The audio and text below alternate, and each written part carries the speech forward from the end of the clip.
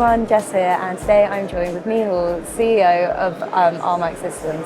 Thank you so much for joining me today. You're welcome, good to be here. Thank you. So first of all, we're hearing a lot of discussions around supply chain, of course, because this is having a pretty severe knock-on impact on the industry. How would you describe the landscape at the moment? How would you describe the current situation? Okay, well, I suppose, everybody's bored talking about COVID at this point in time, but it is a knock-on consequence of COVID. And what we're finding is, the lead time for the purchase of new parts is quite extended, but also the lead time for the purchase or for the repair of parts is extended.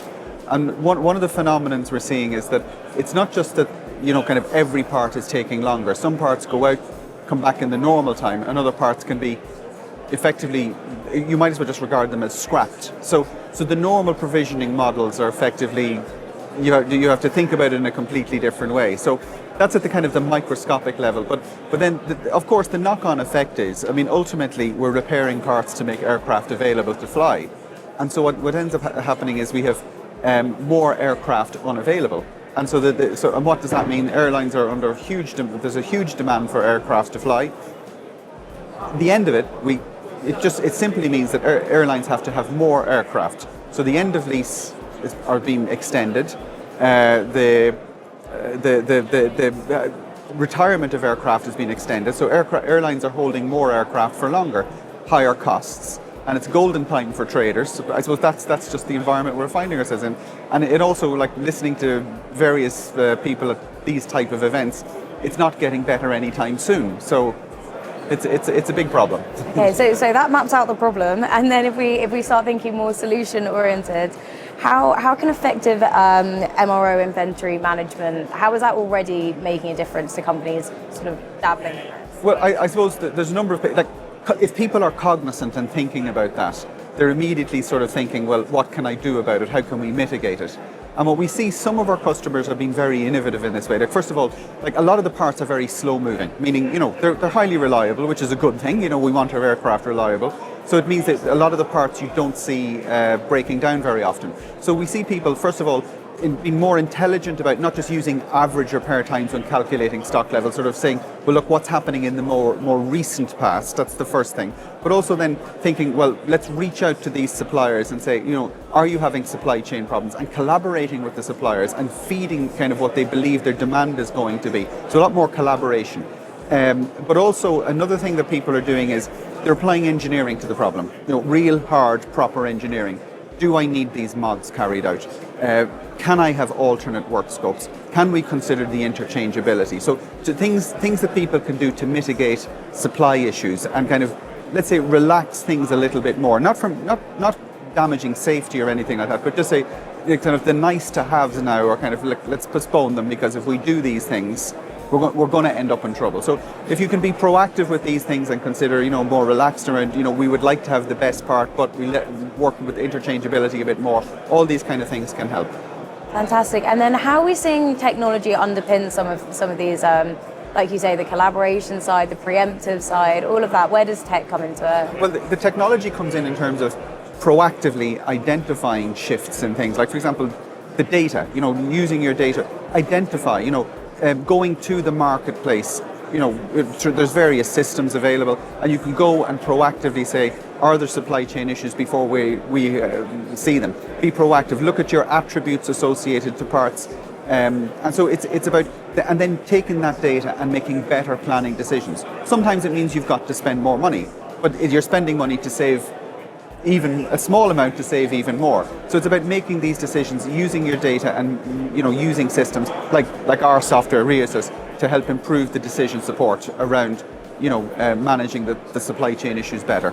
And we see a lot of our customers kind of using our software in anger at the moment to kind of say, look, how do we best, we have these problems, we have to mitigate them, it's going to cost us money, but how do we do it most efficiently? Absolutely, that makes perfect sense. And then so these are the challenges and the restraints that we're working with now in sort of current day. Yeah. How do you see, or how do you foresee the landscape evolving in the years to come? What are some of the exciting innovations? Yeah, well, AI, cliche, right? But so first of all, I'd say, I was saying to you earlier, we've been around for 25 years. So when we started out this business, many airlines didn't have MRO IT systems. Now it's mandatory. They all have them. The question is which one. And what we're seeing now is, what they really do is they're very good at supporting process improvement and process efficiency, but also they're collecting a lot of data. So one of the things that we were out there kind of like early kind of trying to get the early adopters in 20 years ago to say, don't just do the process more efficiently. Now you've collected that data, make intelligent, smart decisions with that data. It was very hard to sell, honestly, 20 years ago. Now, and I think it's a combination of there were no data scientists working in our customers' companies. Now, I was just listening to Aer Lingus there, they have a data science department, and I know Ryanair do as well, and lots of other companies. It's not just the IT function, but there's data scientists. And also, we have a new, what do they call them, digital natives. There's a lot of people, when I had dark hair when I started this, don't have it anymore. And at that time, we have all these digital natives. So people are comfortable with data, they're comfortable using data, they know that data can be, we were kind of, we're now preaching to the converted an awful lot. And people are seeing, and what this whole conference is about using data more intelligently to make better decisions. And, artificial intelligence and machine learning, most of the algorithms fundamentally are 30 years old. The thing is, it's not new, we're only applying them now. And I see it's really exciting that we're now starting to adopt and embrace and use these technologies. So I think there's a confluence of the technology is there to do it now. So we've got grid computing, cloud computing, so we've got lots of processing power. So we're technologically enabled to do it. And also we have a kind of a new generation of people who are savvy in the whole thing, and we're employing data scientists. So it's like most things, why do we have electric cars now? Because telephones made batteries efficient, and now the batteries can now power the cars. We have the technology and we have the people and the awareness now. And I see, it's AI, ML, they're not new things, they've been around a long time, but we're just starting to adopt them now. Right. So it's tech meets mindset meets necessity, and it's all equals innovation, essentially. Exactly. I mean, if you told me 30 years ago I'd be taking photographs with my phone, or all these things that we take for granted now, are used now, and we've all these new challenges with them.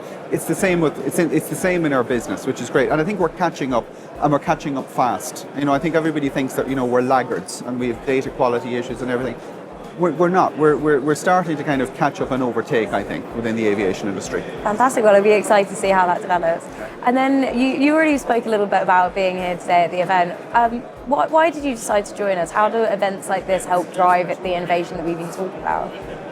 This is how innovation happens, right? So it's people meeting people. Like, we'll have a conversation, and then you'll say something that will trigger something with me, and I'll think of something new. And I think the more conversations, and we want to integrate with other technologies. I'll talk to somebody and it'll spark an idea. So having a lot of people, a lot of technology providers, again, you mentioned it, with the right mindset. Having a lot of people together with the right mindset is key to innovation. So that's why we're here, I think, why everybody's here. Fantastic. Well, thank you so much for joining me today, Micheál. Thank you for the time. Thank you. Bye-bye.